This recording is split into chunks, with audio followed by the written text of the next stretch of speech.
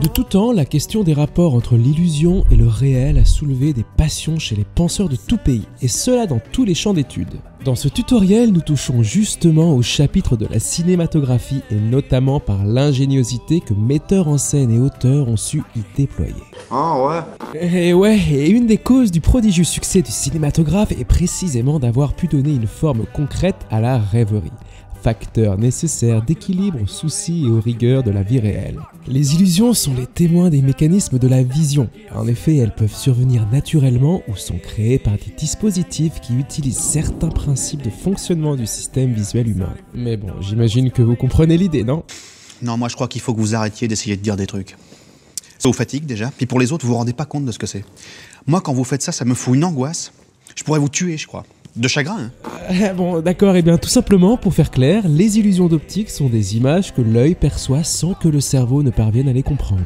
Cela fonctionne selon deux mécanismes. Soit le cerveau essaie de donner du sens à ce qui n'en a pas, soit la perception erronée donne lieu à des erreurs d'interprétation. Au cinéma, les distances par rapport à la caméra sont faussées, donc il y a un trompe-l'œil du spectateur sous forme d'illusion d'optique. En effet, suivant l'endroit où la caméra se trouve, la représentation que l'on a visuellement peut sembler invraisemblable. En effet, l'angle choisi influe sur la représentation que le public se fait.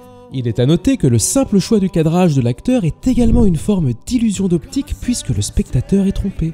L'acteur peut par exemple être filmé en plan serré et avoir des tuyaux qui sortent de son t-shirt, et cela va servir à un effet spécial, exemple un impact de balle. À l'image, on n'y voit rien, mais lorsque l'on tourne la scène, tous les trucages sont en effet visibles. Là, le spectateur assis sur son fauteuil de cinéma est en fait bien dupé. Fait du bruit tellement c'était claqué au sol. Claqué? Claqué au sol. Une chose très importante aussi au cinéma est la perspective.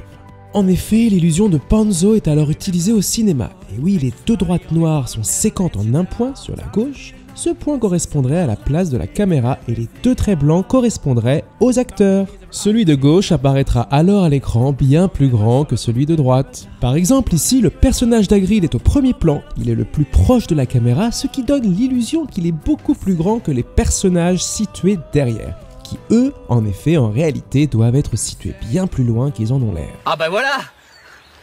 C'est pas moi qui explique mal, c'est les autres qui sont cons. Aussi, pour avoir de belles illusions, vous pouvez travailler sur la contre-plongée. La contre-plongée est un axe de prise de vue du bas vers le haut utilisé en photographie et au cinéma. La contre-plongée est totale lorsque l'axe optique est vertical par rapport au sujet.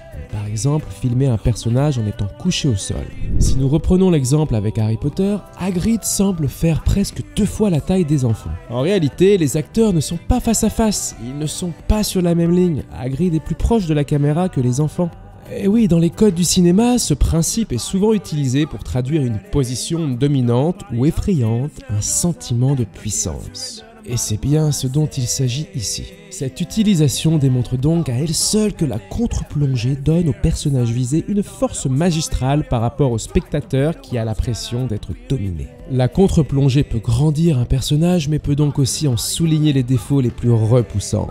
Et oui, c'est le point de vue de l'enfant ou du minuscule avec le regard de celui qui domine en plongée.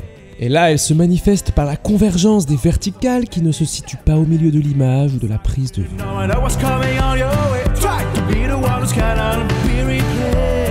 Vous avez aussi dans le cinéma les effets spéciaux tels que les motion capture. La technique de la motion capture permet de créer des personnages, humains ou non, à partir des mouvements d'un acteur réel. C'est par exemple le cas de Gollum dans Le Seigneur des Anneaux ou des singes de la saga La Planète des Singes, animé par l'acteur Andy Serkis. À partir de capteurs portés par Serkis, on enregistre ces déplacements qui vont alors être capturés puis retransmis de façon numérique. Ainsi, on peut de façon totalement digitale donner vie à des personnages tout en leur attribuant une gestuelle spécifique, voire des expressions faciales bien précises. À un moment donné, je vois apparaître des singes et des serpents sur mon lit, et puis il y en avait partout. Ah, c'est tout simplement une hallucination collective. Vous avez aussi l'incrustation. Et l'incrustation est une technique connue grâce au célèbre fond vert qui constitue à incruster un personnage dans un décor. J'ai d'ailleurs réalisé une vidéo à ce sujet concernant le fond vert sur la chaîne Filmora 12, donc pour tous ceux qui ne l'ont pas vu, je vous invite à aller la voir et à laisser un petit pouce bleu et à vous abonner si vous ne l'êtes pas encore. C'est un gâté ça? C'est un gâté. C'est un gâté, c'est champion. Eh ouais, Et concernant l'incrustation, eh bien ce décor est d'ailleurs souvent créé à partir du matte painting. Ainsi, sur une même image, on peut intégrer des objets, des personnages, des décors ou encore des objets 3D créés grâce à des logiciels spécifiques. Et concernant le matte painting, en fait on utilise le matte painting afin de créer un décor spécifique ou de modifier un paysage, par exemple dans le cadre d'une scène apocalyptique. Originellement parlant, le matte painting consistait à peindre le décor sur des plaques en verre pour ensuite les intégrer sur le plateau. Eh oui, mais aujourd'hui la technique s'est digitalisée et le numérique permet de rendre des scènes ultra réalistes à tel point qu'il est de plus en plus difficile de distinguer les effets spéciaux. Et en effet, le matte painting intervient lors de la phase de post-production.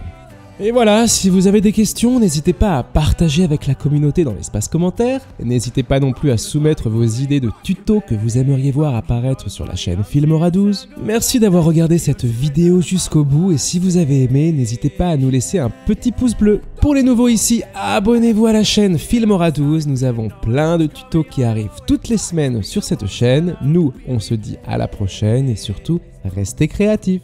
The tears and such to pretend that you okay. Just keep it straight with me no matter what you wanna say. 'Cause I wanna leave alone.